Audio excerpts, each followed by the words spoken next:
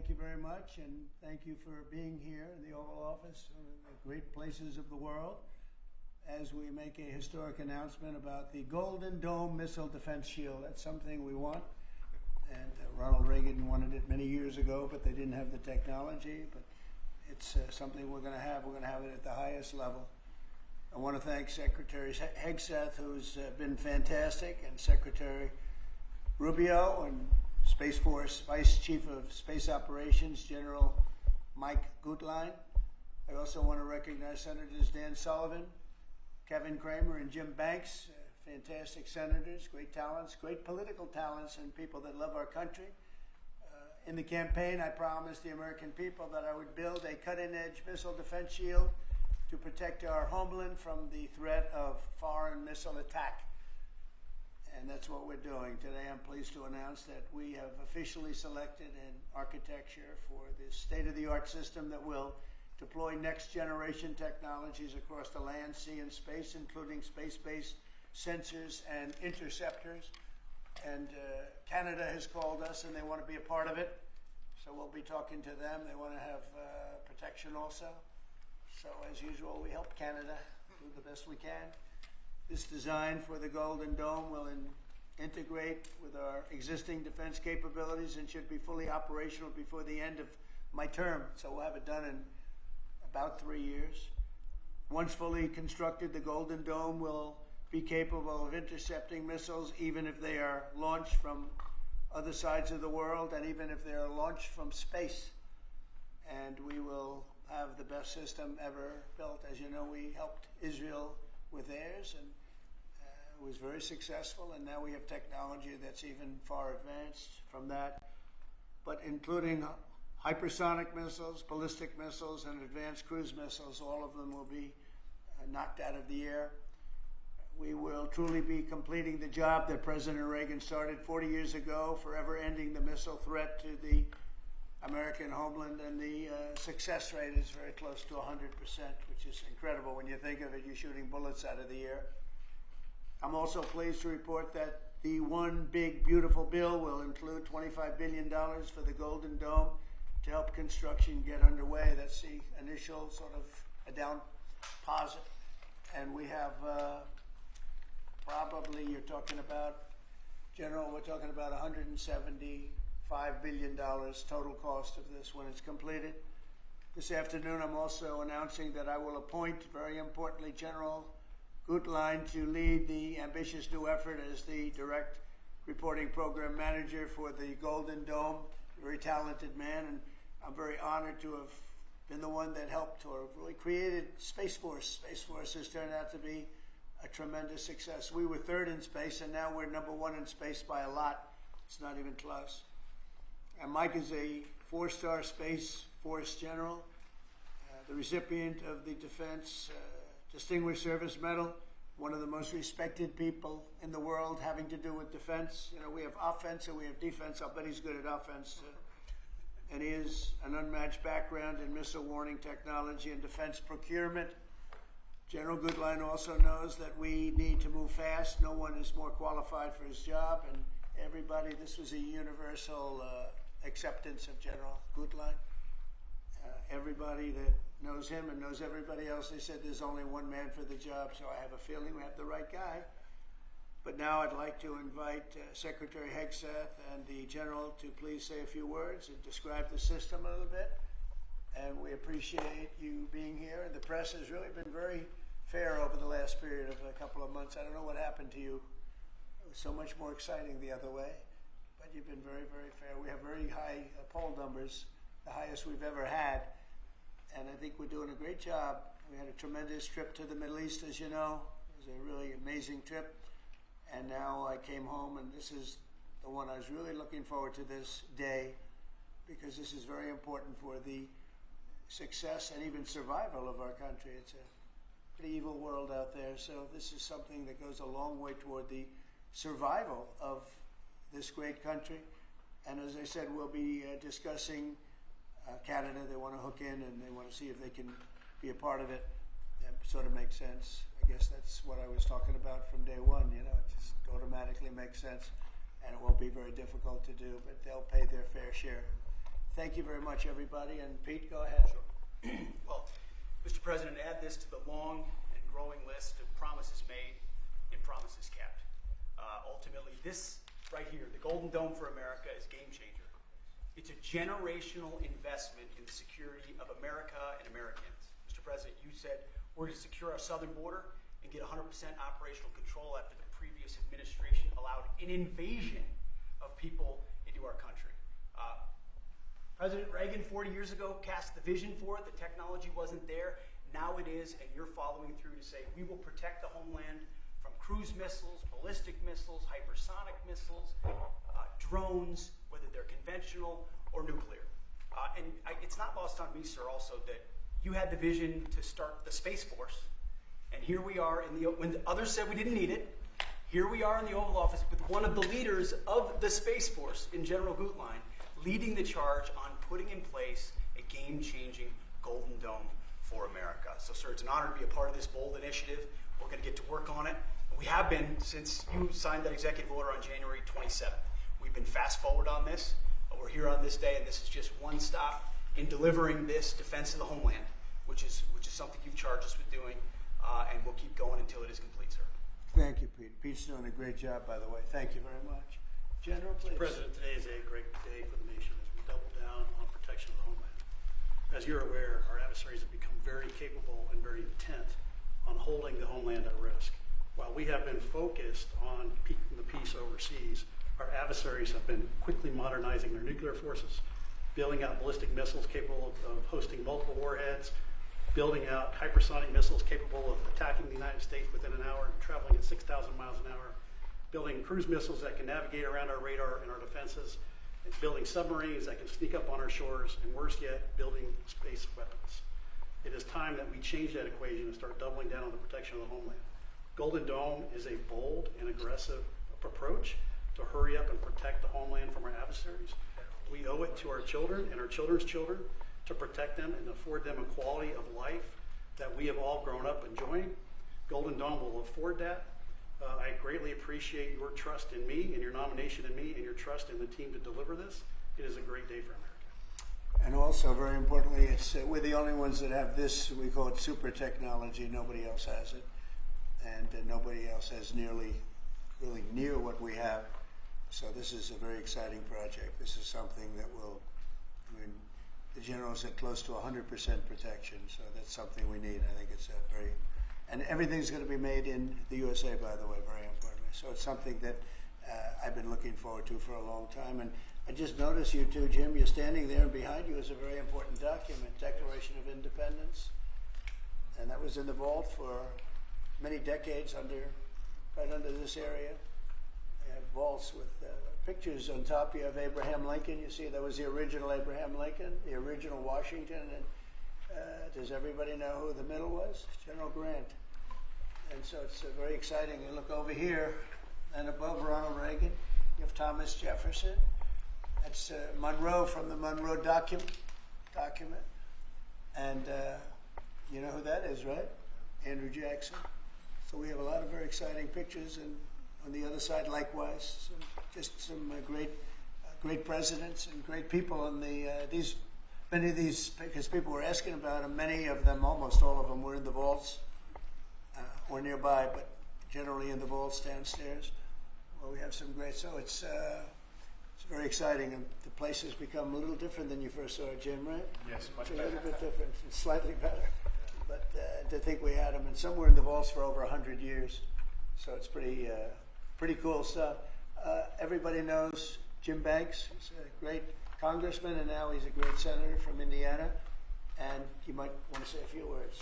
Well, your legacy with Space Force, Mr. President, is already big, but the Golden Dome is going to be an even bigger legacy for our country. And Indiana is going to help you make it. Right. The space satellites that are made at Fort Wayne, Indiana by L3 Harris, all the work done at Crane Navy Base in southern Indiana is going to be a big part of it, and Hoosiers are very proud of that. We're proud of you. Thank you very much. It'll be a big factor. Thank you, and good luck, and congratulations. You won that race by a lot. That wasn't even a contest, right? Well, thanks to you and all of your support. Thank you very much. Thanks. Please go ahead. You missed that. This is Senator Kramer, and he's one of our best. Can't get any better. Go ahead. Well, you're very nice, Mr. President, and thanks for this. And I remember the day in your first term when you called, and I was a brand new baby freshman senator on the Armed Services Committee, and you said, I want to have a Space Force. Would you lead the effort on the Senate Armed Services Committee? And I felt so proud thinking that you chose me, only to find out later no one else would do it. But nonetheless, it worked out really, really, really well because North Dakota has some great space assets that contribute to that and to Golden Dome. No surprise that you would be the president that would come along and put the homeland first. And this is just one more example of that. So thanks for this and for allowing me this opportunity. By the way, let me just add my strong endorsement of General Goodline's role in leading this. I don't know anybody better, for sure, better equipped to do it than he is. Everybody said that. Yeah, That's for great. sure. Dan Sullivan, Alaska, Senator. Thank you, Mr. President, and thank you for your continued leadership on missile defense. We were talking earlier how in 2019 at the Pentagon, you laid out a speech about the Missile Defense Review that had all these principles on missile defense. You articulated then during your first term, and now the Golden Dome is all of that. So you're continuing to lead. We really appreciate it. The Congress is stepping up, as you mentioned right now in the budget reconciliation bill, $25 billion for the Golden Dome. And what Senator Kramer and Senator Banks and I and many others, we're working on and I briefed you on this before, sir, on our Golden Dome Act, which we think will have, in terms of legislation that can help cement what you're doing right here, getting the Congress behind it, not just with the funding, but with authorization. So we're working closely with Secretary Hegseth, General Gutlein, and the whole team. So we're very honored to be here, sir. And Alaska is the cornerstone of missile defense right now in terms of ground-based missile interceptors, in terms of radar systems and track incoming missiles. So my state is honored to continue to play a critical role in all of this and build on it. And we're really excited to be here. Thank you. Thank you very much, Dan. Great. Any questions? Mr. President, you had mentioned at the beginning of your remarks that this was a campaign promise of yours. Have military commanders asked for this system specifically? Because NORAD had said previously that the current system was adequate. So what does this get the United States Somebody that said the isn't current already system is in before? adequate. There really is no current system. We have certain areas of missiles and certain missile defense, but there's no system. We just have some very capable weapons that hopefully we never have to use, but we have some very capable weapons. Now, this is a different league. There's never been anything like this. This is something that's going to be very protective. I think you can rest assured there'll be nothing like this. Nobody else is capable of building it either. Was it something that military commanders asked you for? Did they ask you to do this? Well, let me put it differently. I suggested it, and they all said, "We love the idea, sir." It's the way it's got to be, right?